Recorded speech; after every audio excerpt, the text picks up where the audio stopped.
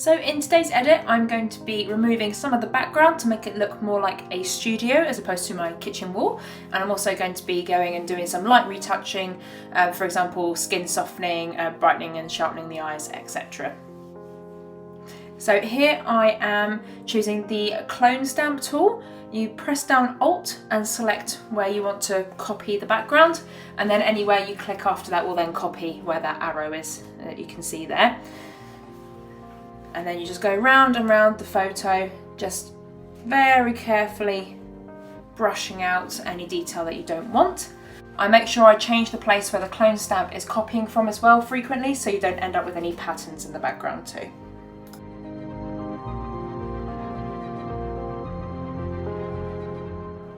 So I'm doing the same thing here. I'm selecting a part of the clean background at the top and basically copying it onto the bottom part there.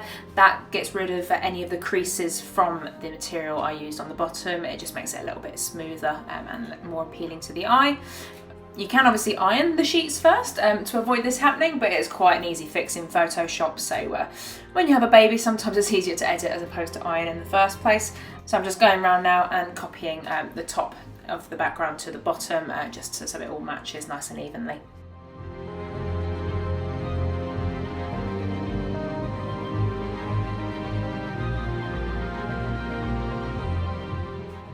Next, I go in with the spot removal brush and I go in and remove any blemishes on the skin, such as little spots, scratches, etc., before I go on to the skin smoothing.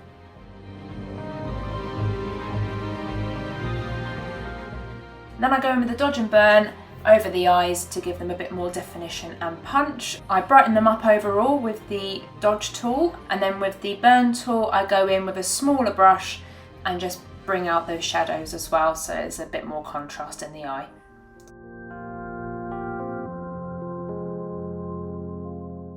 Next we do the skin softening. So you want to do Command A to select the entire image, then copy and paste, which will create a new layer. Turn that layer to vivid light and then press Command I to invert the layer. Then you want to go to Filter, High Pass, and then you want to adjust the slider so everything gets nicely blurred enough that there's no texture on the skin. Then you want to go again to Filter, then Gaussian Blur, and bring that back up just enough so you start to get more detail back into the main features there as well. Then once you've done that, you want to create a layer mask by selecting this tool down here and then inverting the layer mask by pressing Command I. Then you want to select a paintbrush, make sure that the paintbrush is set to white on the black, and just paint the effect in. Inverting the layer mask will basically make the layer you just created invisible, and by using the paintbrush in this way it paints the effect on, so the effect is only applied to the face here. Make sure when you're painting it on that you don't go over any of the details that need to remain sharp, such as the eyes, the edges of the face, the nose, the mouth, ears, all of that kind of thing. If you do go over though, simply reverse the paintbrush and turn it back to black, and then you can paint that effect back out again.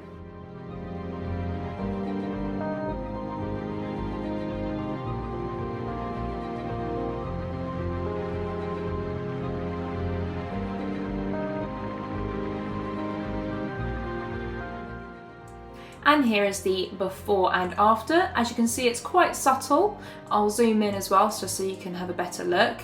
If it's a bit too much for you, you can always change the opacity of the layer down, but I'm going to keep this at 100% as I did it quite lightly. Then once you're happy with that, you merge the two layers together and that's your final image. So that was a very, very quick edit.